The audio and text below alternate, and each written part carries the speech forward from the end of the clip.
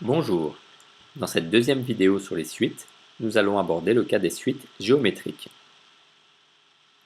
On peut rencontrer par exemple des suites géométriques lorsqu'on augmente ou on diminue d'un même pourcentage à chaque étape. Je vais détailler le problème suivant. On admet que la population augmente de 3,5% par an depuis le 1er janvier 2008 dans une ville. On connaît le nombre d'habitants au 1er janvier 2008, 200 000 habitants. On va noter U indice n, le nombre d'habitants, n années après 2008. Donc ici, on aura le premier terme de la suite qui sera U0 égale à 2, puisqu'on exprime UN en centaines de milliers d'habitants. Je vais d'abord donner quelques exemples, et ensuite nous verrons la relation qui relie un terme à son terme suivant, puis nous verrons la formule générale pour calculer n'importe quel terme de la suite, et on l'appliquera au cas n égale 12 pour calculer le terme U12. Alors ici, dans ce problème, on a une seule opération qui est d'augmenter de 3,5%. Rappelons que augmenter de 3,5%, ça revient à multiplier par le nombre 1 plus 3,5%. C'est plus pratique de mettre, selon moi, sous forme décimale, donc 3,5 centièmes, ça fait 0,035. Donc ici, on va multiplier par le nombre 1,035 à chaque étape.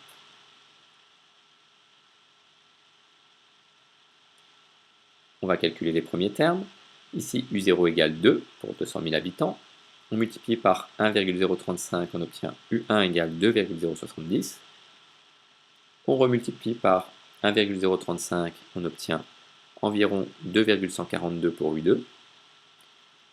On remultiplie par 1,035, on obtient U3 environ 2,217, c'est-à-dire qu'il y a environ 221 700 habitants 3 ans après 2008, donc en 2011. Et on peut continuer ainsi de suite en multipliant toujours par le même nombre. Ici, donc, on a un cas de suite géométrique. On a une suite géométrique dès qu'on multiplie ou on divise par un même nombre qui s'appelle la raison.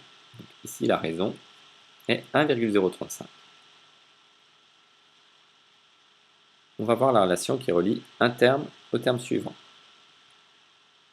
Ici, U1 égale U0 fois 1,035. U2 égale U1 fois 1,035. U3 égale U2 fois 1,035. Donc, on voit qu'à chaque fois, je prends un terme, je multiplie par le même nombre 1,035 et j'obtiens le terme suivant. Donc, la formule générale pour exprimer UN plus 1, le terme suivant, en fonction de UN, ce sera U indice n plus 1 égale UN fois 1,035. Alors cela, ça va nous permettre de calculer U0, puis U1, puis U2, puis U3, etc.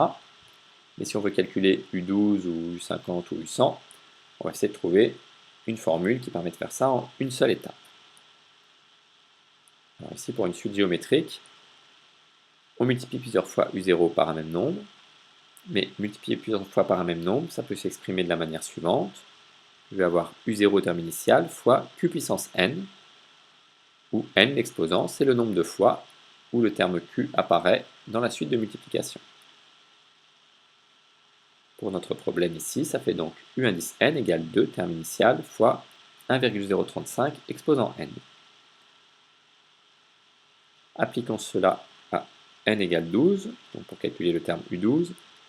U12 sera donc égal à 2 fois 1,035 exposant 12. Donc 12 ans après 2008, en 2020, on aura une population environ égale à 302 200 habitants.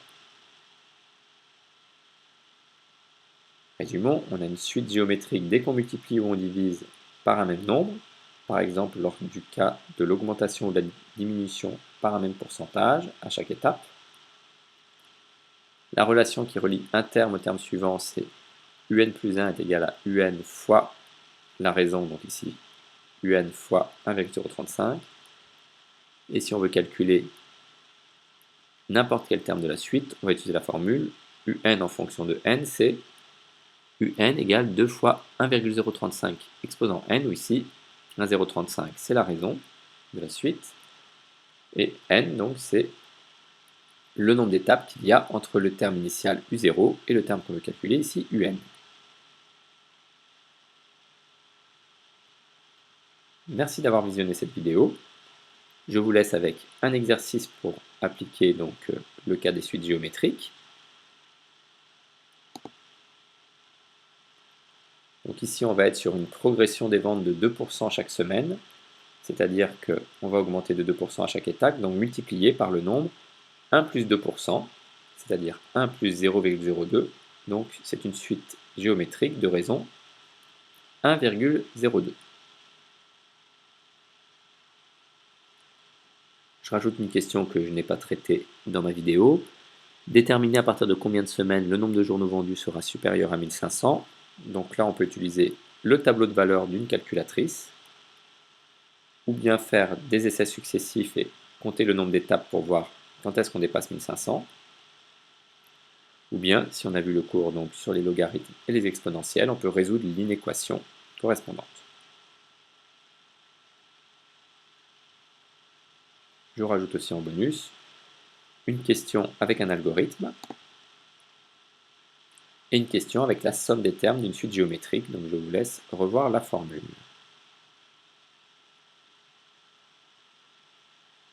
Merci et à bientôt dans une nouvelle vidéo.